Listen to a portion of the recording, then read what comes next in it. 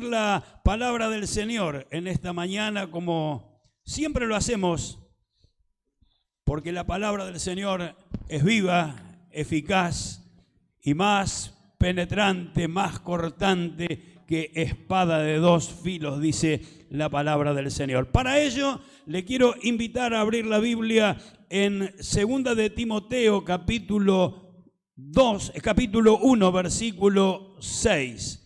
Segunda de Timoteo, capítulo 1, versículo 6. Dice así la palabra del Señor. Por lo cual te aconsejo que avives el fuego del don de Dios que está en ti por la imposición de mis manos. Por lo cual te aconsejo que avives el fuego del don de Dios que está en ti por la imposición de mis manos. Y en 1 de Timoteo capítulo 4 y versículo 14, el apóstol está hablando también a Timoteo y le dice: no descuides el don que hay en ti, que te fue dado mediante profecía con la imposición de las manos del presbiterio. Amén. Seguramente a usted como a mí le causa curiosidad, seguramente, el escuchar al apóstol Pablo decirle a Timoteo: no descuides. Algo que seguramente hemos escuchado en nuestra vida tantas veces. Y las veces que no prestamos atención y nos descuidamos, sufrimos alguna consecuencia, ¿verdad que sí? Porque siempre hay que estar atentos, siempre hay que estar solícitos para no tener alguna circunstancia, alguna situación que nos pueda dañar o causar algún problema. Pero le dice: te aconsejo, le está diciendo: te aconsejo que no descuides. Ahora, ¿por qué? ¿Qué es lo que no tenía que descuidar? Bueno, entre otras cosas, y lo que específicamente el apóstol le está diciendo: no descuides el don que hay en ti. El don de Dios, dice, el don de Dios que está en ti, que te fue dado mediante profecía con la imposición de las manos del presbiterio. No lo descuides. ¿Por qué no lo tenía que descuidar? Justamente en el otro texto que leíamos, para que no se apague el fuego del don de Dios. Evidentemente, cuando está diciendo fuego, está usando una metáfora para comparar justamente esa acción del don de Dios que debe estar permanentemente como un fuego encendido y activo para poder funcionar como Dios lo ha dado o para lo cual Dios lo ha dado. Usted sabe que cuando comencé a mirar este tema, este pasaje de la palabra del Señor, dije: el fuego. Bueno, ¿qué es el fuego? Primero tendríamos que comenzar definiendo qué es el fuego, y me compliqué la vida. Fui al diccionario y la verdad que la definición que hace el diccionario es bastante difícil, y dije: no, voy a buscar alguna definición que sea un poco más comprensible. Proceso que se manifiesta con desprendimiento de luz, calor intenso, llama y humo. Una combustión de calor acompañada de humo y llama fue lo más fácil que encontré, porque si no es una definición tan técnica que sería imposible de decirla de memoria, ¿verdad? Pero el diccionario lo define con precisión. Pero todos sabemos lo que es el fuego, ¿verdad? Es una bendición mientras está controlado.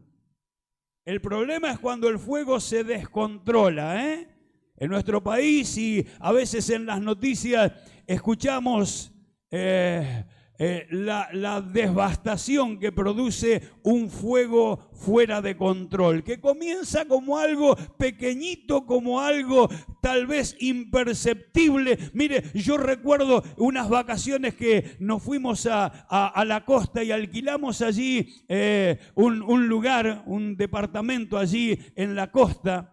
Y justamente al lado del departamento había unos terrenos baldíos que tenían un pasto bastante alto y como era la temporada de verano estaba seco. Al dueño de los departamentos no se le ocurrió mejor idea que ir a quemar unos papeles, no sé, allí en el borde de su terreno con el terreno que estaba al lado. ¿Se imagina lo que pasó? En unos minutos tuvieron que venir los bomberos porque se incendió toda la esquina. Afortunadamente el departamento estaba distante, por cierto, de aquel lugar, pero el incendio que se produjo le llevó a los bomberos un trabajo bastante complicado para poder tomar control sobre el lugar. Es decir, el fuego para cocinar, el fuego para calentarse, el fuego para ocuparse en el trabajo, ocupado en el trabajo, mientras está bajo control, mientras está controlado, es una bendición, es un beneficio, es algo tan que aporta tantos beneficios al ser humano. Pero cuando el fuego se descontrola, entonces allí vienen las dificultades y los problemas. Casualmente observando el tema del fuego, me encontré y aprendí algo que yo no lo había escuchado nunca y que por cierto quienes están abocados al control del fuego lo saben perfectamente, que hay algo que se denomina el triángulo del fuego, el triángulo del fuego. ¿Por qué el triángulo del fuego? Porque justamente tiene que haber al menos 3 elementos para que el fuego pueda originarse o pueda estar actuando. Uno es el combustible, el otro es el calor y el otro es el oxígeno. El oxígeno está, por cierto, en todo lugar, pero lo cierto es que para apagar un fuego basta con anular uno de estos 3 elementos. Por eso, uno de los medios para apagar un fuego es la sofocación, es quitarle la posibilidad de alimentarse con oxígeno. Si usted un fuego lo lograra tapar con algo que evite el oxígeno, entonces el fuego se va a apagar por falta de oxígeno. La otra sería quitar el combustible, aquello que está haciendo posible que eso siga funcionando. Entonces, al quedarse sin combustible, el fuego se habrá de apagar. Y el otro es el enfriamiento, ¿verdad? Al enfriar aquel combustible, entonces se va a evitar que el fuego pueda expandirse o pueda seguir en su funcionamiento.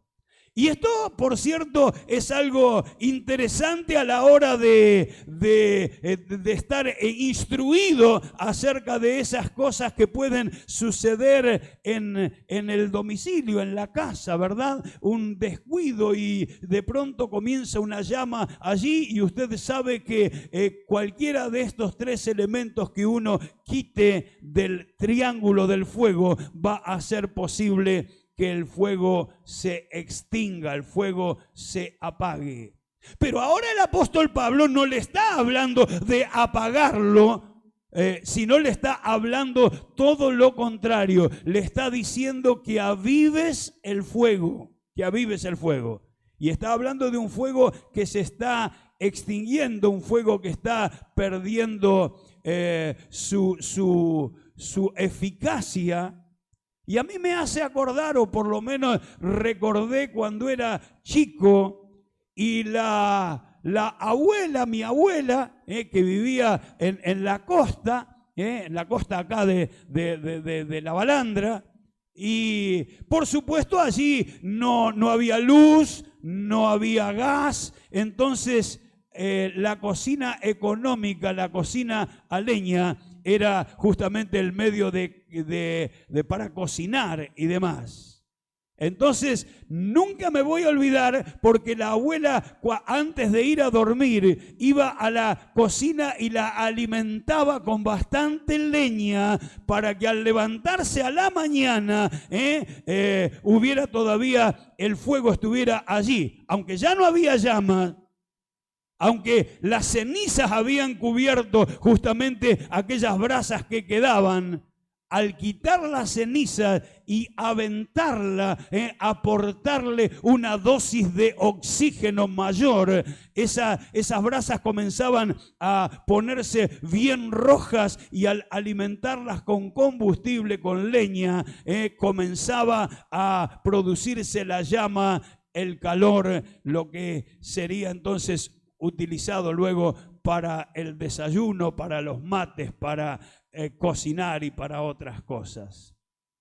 El apóstol Pablo lo que le está diciendo a Timoteo es eso: Timoteo, aviva el fuego del don de Dios que está en ti.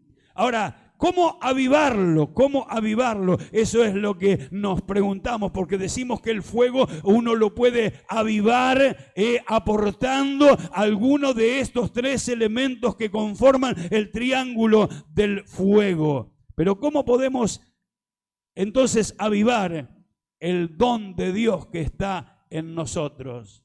Y Pablo aclara, hermanos, que el don es de Dios. Dios es el dador de los dones. Gloria al Señor. Y la otra cosa que aclara o que está implícita allí es que nosotros, como depositarios del don de Dios, somos responsables frente al don del Señor. La responsabilidad es nuestra frente al don, a la gracia que Dios ha dado a cada uno, de no dejar que el don se apague, que el don esté inactivo y por causa de eso se vaya enfriando y apagando. El apóstol es muy enfático y utiliza una serie de palabras, hermanos, que realmente nos hacen notar la responsabilidad que nos cabe a cada uno frente al don que Dios nos da. Porque la Biblia dice que a cada uno nos fue dado un don de parte del Señor. ¿Usted ya lo descubrió? Algunos dicen, hermano, ore porque no sé cuál es el don que Dios me dio. Bueno, ¿sabe? Para poder descubrirlo hay que involucrarse en la obra del Señor. Para poder descubrirlo hay que comenzar a hacer algo. Y entonces cuando usted comienza a hacer algo, posiblemente usted dice, bueno, voy a probar ofreciéndome para hacer esta tarea. Y usted se da cuenta, como hoy decía nuestro hermano Ramón, incursionó. Esto no es lo mío, pero después encontró justamente el don que Dios le había dado, para lo cual Dios lo había llamado, lo está usando justamente a través de ese don, esa gracia que Dios le dio. Ahora mire usted, el apóstol dice que avives, ocúpate, no descuides, permanece, participa, retén, guarda, no te avergüences. Mire cuántas expresiones para decirle a Timoteo, Timoteo, sos responsable frente a la gracia que Dios te ha dado. Cuídate, esforzate, no descuides, permanece, no aflojes, no retrocedas, no te des por vencido frente a la dificultad. Eso es lo que le estaba diciendo, porque somos responsables entonces frente al don que Dios nos ha dado. Y Pablo le aconseja algunas de las formas que podemos cuidar que ese don esté activo y que funcione en nuestra vida y que pueda ser de bendición a otras personas también. ¿Y cómo?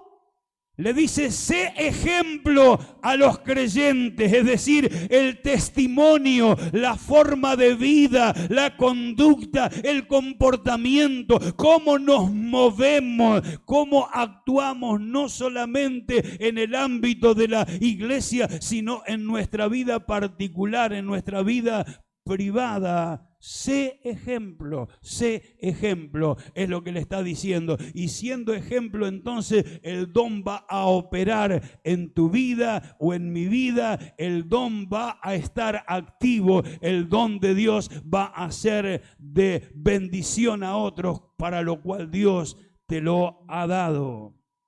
Le dice, ocúpate en la lectura, la exhortación y la enseñanza. Es otra forma de mantener el don funcionando y activo, porque a través de la lectura nos alimentamos. En la exhortación y la enseñanza, no solo lo que aprendemos para nosotros, sino que a través de lo que aprendemos para nosotros podemos brindar el servicio enseñándole a otro o transmitiéndole la vivencia, la experiencia que hemos tenido con la palabra del Señor. Fíjese que no dije la experiencia que tuvimos en cuanto a algo, porque si no estaríamos sencillamente transmitiendo mi vivencia. Pero lo que tenemos que transmitir, hermano, es la palabra del Señor que nos llevó a experimentar esa vivencia o eso que hemos de alguna manera alcanzado en el Señor. Y entonces cuando contamos el testimonio, lo que estamos diciendo, el testimonio fue producto de haber confiado en el Señor y en su palabra. Gloria al nombre de Jesús. Le dice que mande a otros que nos enseñen diferente doctrina. Es decir, que no se confunda la enseñanza, que no se tergiverse la enseñanza, sino que la enseñanza sea tal cual está contenida en la palabra del Señor, en la Escritura. Mirá, Timoteo, si te desvías de la doctrina, si de alguna manera das lugar a confusión en cuanto a la fe de la palabra del Señor, el don no va a funcionar como debiera, porque hay allí algo que no está funcionando bien, algo que está salido de control. Y por último, el apóstol le dice algo que yo sé que a usted y a mí nos costaría trabajo poder decirle a otro. Le dice, imítame a mí. ¿Usted se anima a decirle al vecino, imítame? ¿Hacé como hago yo? Ojalá Dios quiera, Dios quiera que podamos decirle, mirá, seguime, hacé todo lo que yo hago. Vio cuando uno va de pronto a alguna expedición de esas que se hacen en los tiempos de vacaciones y usted va a subir a la montaña o va a hacer un recorrido allí de cierta complejidad, y entonces hay un guía que le va acompañando y él va haciendo lo que usted luego tiene que replicar. Entonces es fácil porque el otro me está indicando cómo subir, cómo actuar, cómo manejarme, me está mostrando un modelo en el sendero, en la subida, en la bajada, en aquello que estamos experimentando. Pero de pronto presentarse como un ejemplo, presentarse como un modelo requiere, hermanos, de tener una seguridad y una convicción de que nuestra vida en realidad es el modelo a imitar.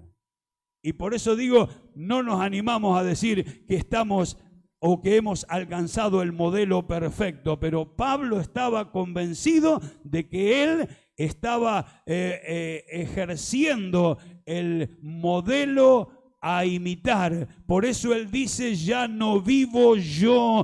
Ahí estaba el secreto. Ya no vivo yo, Cristo vive en mí. Y por cuanto Cristo vive en mí y no encuentra impedimento en mi vida para obrar, para actuar, para moverse, entonces puedo decir que estoy actuando en la voluntad del Señor. Gloria a Jesús. Que no se apague, que no se apague. Dice la palabra del Señor, en lo que requiere diligencia, no perezosos, fervientes en espíritu. ¿Y qué es ferviente? Ferviente es algo que está ardiendo, es algo que está en ebullición, ¿verdad que sí? Ferviente en espíritu, sirviendo al Señor. No perezoso, ferviente en espíritu y sirviendo al Señor. Gloria a Jesús. Dice la palabra del Señor, procurad los dones espirituales. Procurad los dones espirituales. ¿Usted está procurando los dones espirituales? ¿Se lo ha pedido al Señor? Señor, dame de tus dones. Es bueno que eso lo podamos tener presente en nuestra vida. Mire, este tiempo ha invadido un poco el pensamiento cristiano. Alguna postura doctrinal, la cual por cierto no predicamos, la cual por cierto no hacemos pública en nuestras reuniones, pero hay una postura doctrinal que habla de el cesacionismo, que los dones cesaron después que los apóstoles murieron, que los milagros terminaron con el ministerio de los apóstoles, y eso, hermano, no está en la Biblia. Eso no lo creemos, eso no lo predicamos, eso no lo aceptamos, porque cada día estamos viendo respuesta de Dios y estamos viendo milagros y estamos viendo cómo Dios utiliza hombres y mujeres con dones y con ministerios para la gloria de su nombre. Usted lo cree así, ¿verdad? Los dones no han cesado, los dones siguen siendo repartidos por el Señor para edificar a la iglesia, para anunciar el mensaje del Evangelio y para que con denuedo y con poder de Dios y con demostración del Espíritu y de poder, la iglesia pueda ganar al mundo para Cristo el Señor. Amén. Y en eso estamos y le estamos pidiendo al Señor. Pero usted se tiene que atrever a pedirle al Señor, Señor, dame el don. Y usted no le puede decir al Señor cuál don, ¿verdad? Dice, procurad los dones espirituales, pero por sobre todo que profeticéis, dice. Ahora, usted no le puede pedir al Señor un don específico, porque los dones Dios nos lo da de acuerdo a cómo nosotros vamos a poder administrar luego ese don. Que no se apague, que esté siempre en funcionamiento. Entonces Dios, que conoce nuestra vida y que conoce nuestro carácter, nos va a dar el don que nosotros tengamos la capacidad de poder permitir que opere a través de nuestra vida. Me acuerdo una vez, nunca me había sucedido algo así. Terminamos una campaña y cuando después de predicar bajé allí para ministrar, se acercó una hermana, me parece verla todavía, una hermana medianamente de edad, no era ni muy anciana ni muy joven, y la hermana se acercó, me vino a saludar y me preguntó, hermano, ¿cuántos dones tiene usted? Me desarmó. Y dije, ¿qué le digo? Mire, hermana, la verdad es que no sé. Y sabe una cosa, dice, no, yo porque vio los milagros y todo lo que hace. ¿Usted no tiene el don de sanidad? Mire, si lo tengo, prefiero no enterarme. No sea cuestión que entonces me sienta fuerte y diga, tengo este don y tengo el otro don. Mire, prefiero pensar que mientras que yo predico o mientras yo oro, el Señor actúa con sus dones, aleluya, y hace su obra y yo desaparezco. Y me dijo, me parece bueno, porque lo otro puede caer en eso. De pronto me imprimo la tarjeta con algún título que no sé si el Señor va a avalar después, ¿vio? Pero lo importante es que nosotros sirvamos al Señor y los dones puedan operar. Y si nosotros no nos enteramos, mucho mejor, que veamos solo el resultado del accionar del Señor. Y si fue a través del don que Dios puso en mí o en usted, o si fue la acción directa de Dios sobre el enfermo, sobre el necesitado, no importa la gloria, de todas maneras será siempre para el Señor. Alabado el nombre de Jesús. Pero dice la Biblia que hay diversidad de dones. Diversidad. Muchos, diferentes, con distintas funciones. Hay diversidad de ministerios, diversidad de dones, diversidad de ministerios y diversidad de operaciones en cada uno de esos dones que el Señor ha dado a la iglesia. Dios ha dado un don a cada uno, como mínimo un don a cada uno.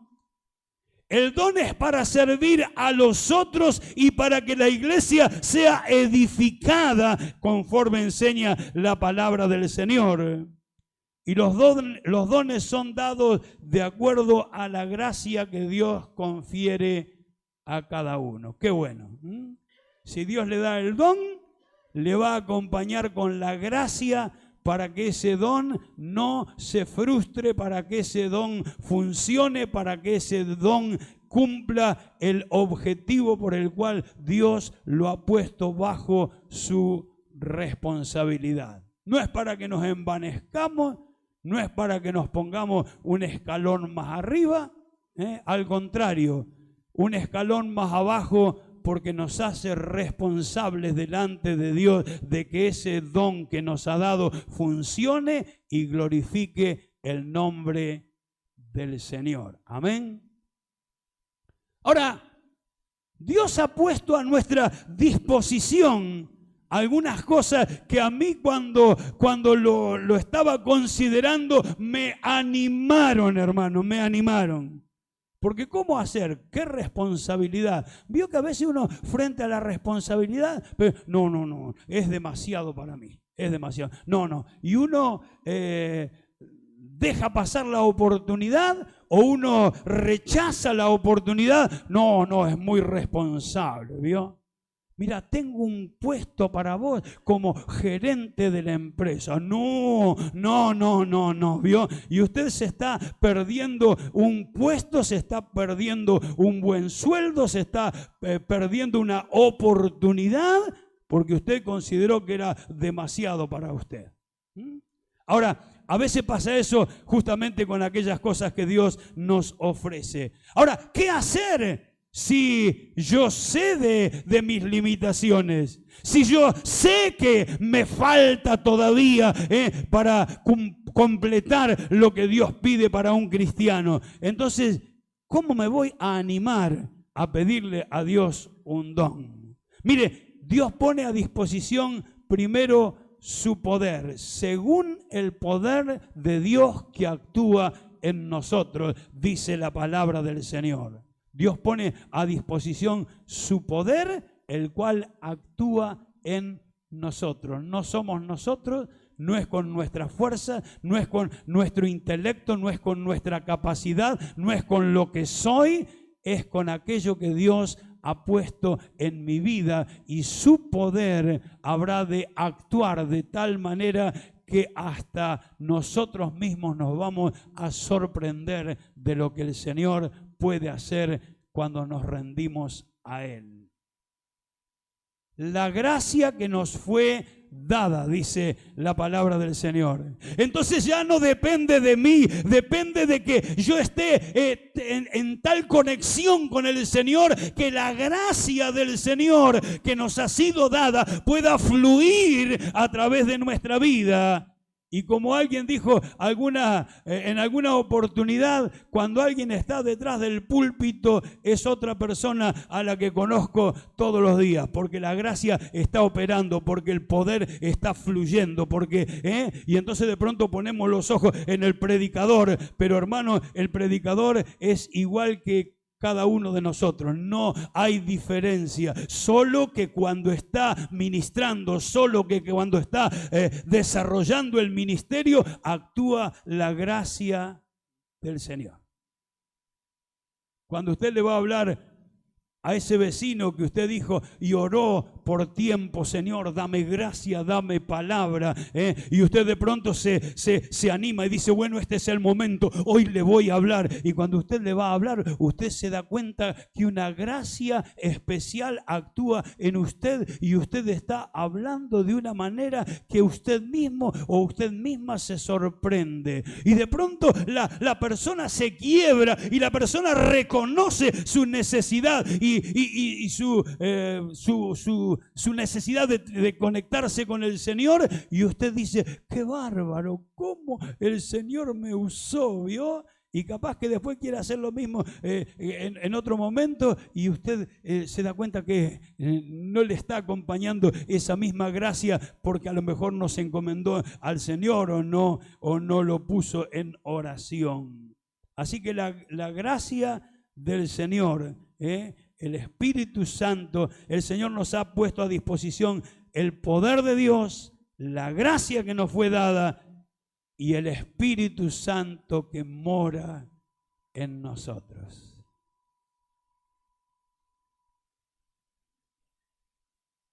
El día que usted le dijo, Señor, te acepto como mi Señor y Salvador, me arrepiento de todos mis pecados, usted lo hizo porque el Espíritu Santo actuó en usted para que usted pueda llegar a ese punto. Pero ¿sabe? Cuando usted verdaderamente se arrepintió, se produjo un milagro que le llamamos el nuevo nacimiento, y ahí fue donde el Espíritu de Dios se unió a su espíritu y comenzó una tarea de morada en usted y en mí.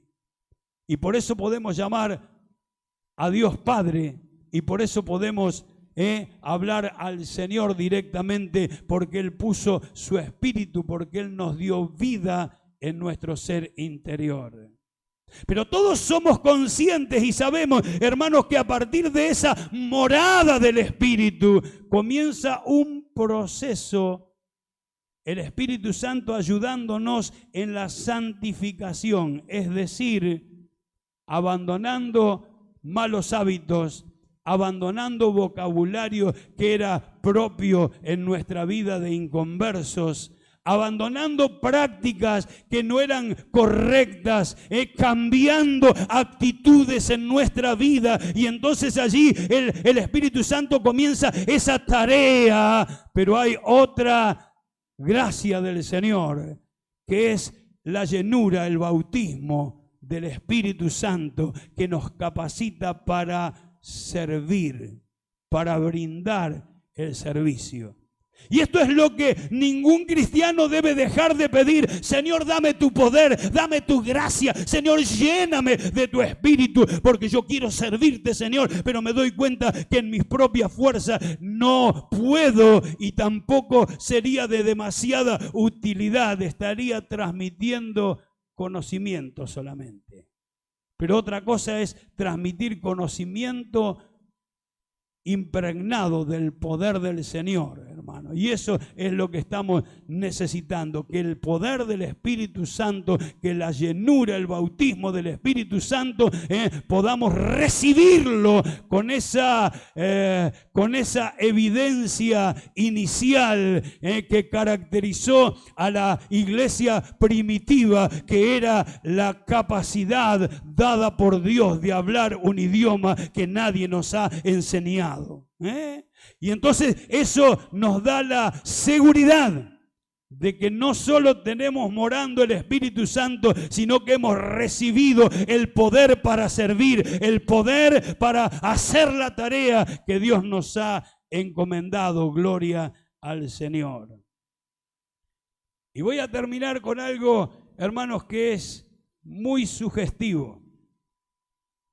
En el antiguo pacto, donde funcionaba allí el tabernáculo y los sacerdotes, usted recuerda toda esa etapa que vivió el pueblo de Israel en el Éxodo y posterior al Éxodo, luego ya con el templo.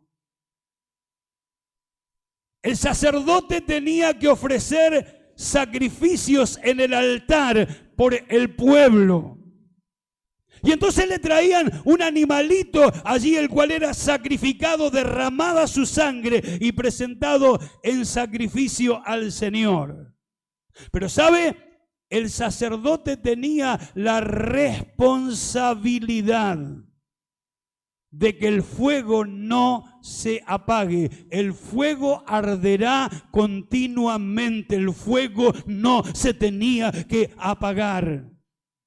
El altar debía estar ardiendo todo el tiempo. Aunque no todo el tiempo se estaba sacrificando un animal en el altar, sin embargo el fuego debía arder permanentemente. Y esto era responsabilidad del sacerdote que estaba a cargo. Ahora, me llamó la atención, hermano, porque justamente cuando usted enciende un fuego, lo propio es que llegue un momento en que el combustible, la leña, la madera que utilizó como combustible comience a juntar ceniza, ¿verdad? Ahora, el sacerdote también tenía responsabilidad de quitar la ceniza. Tenía el caldero allí, un elemento debajo del lugar donde se hacía el fuego, donde caía la ceniza. Pero el sacerdote tenía que quitar la ceniza. Y escúcheme lo que dice la palabra del Señor. Esa ceniza la tenía que poner a un costado del altar. Quitar la ceniza del altar, ponerla a un costado del altar.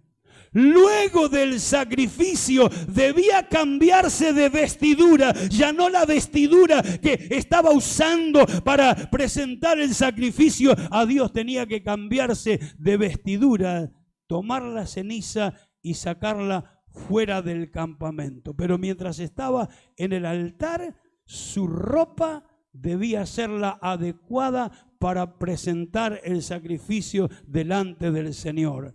Ahora, cuando tenía que sacar la ceniza del campamento, tenía que quitarse esas ropas, ponerse otro ropaje y con ese ropaje salir del campamento y llevar la ceniza a un lugar apropiado, un lugar que tenía sus condiciones para hacerlo. Hermanos, esto nos habla justamente de la necesidad de presentarnos delante de Dios, a el Señor, con nuestro ropaje espiritual limpio, adecuado, preparados para estar en la presencia del Señor. Uno no puede presentarse delante del Señor de cualquier manera, ¿verdad que no? Necesita una preparación espiritual, necesita sacar de la vida aquellas cosas que de pronto pueden ser un impedimento en nuestra comunión con el Señor. Por eso es importante tener en cuenta este detalle que muestra la palabra del Señor con relación a la actividad del sacerdote en el altar y fuera del altar, o cuando tenía que salir del campamento. Habría mucho más para hablar acerca de eso, pero es solamente para ejemplificar, hermano, lo que estamos diciendo. Ahora, entre las cosas que se pueden apagar, no solo el don de Dios, mire usted lo que dice la palabra del Señor, el amor se puede apagar. ¿Sí o no? En los tiempos finales, el amor de muchos se enfriará, perderá la consistencia, se enfriará, se llenará de ceniza y comenzará a perder su poder o su eficacia. El amor se puede apagar y no debemos permitir que el amor se apague. El espíritu se puede apagar. No apaguéis el espíritu. Y es lo que un poco estábamos hablando, que no perdamos esa comunión con el Señor, que no perdamos el contacto con la palabra del Señor, que no perdamos ese tiempo devocional, ese tiempo de oración, de comunión con el Señor, para que el espíritu no se apague en nuestra vida. Y el apóstol decía, el fuego se puede apagar por falta de combustible. Quiera el Señor, hermanos, ayudarnos en este tiempo que nos toca vivir, donde la información es tan rápida, donde usted solamente encendiendo su celular allí, usted va a tener información de la que quiera y de la buena y de la mala y de la que no conviene también. Pero usted va a encontrar allí muchas cosas que pueden opacar su comunión con el Señor. Usted puede ser inyectado por ideologías que nada tienen que ver con la Biblia, la palabra del Señor. Usted puede encontrar, aún en cuanto a lo que a teología se refiere, puede encontrar posturas como las que estábamos mencionando anteriormente, que a usted le hagan ceder de algo que la Biblia asegura que está vigente, como son los dones, como es el poder de Dios para sanar, como es todo el accionar del Señor, que lo hizo, lo hace y lo hará, porque el Señor es el mismo ayer, hoy y por los siglos de los siglos. Así que, hermano querido, busquemos el poder de Dios, busquemos los dones del Señor, busquemos servir al Señor, y el Señor nos va a bendecir y vamos a ver resultados, y en esos resultados nos vamos a sentir complacidos que el Señor nos haya o nos esté utilizando. Vamos a orar al Señor poniéndonos de pie.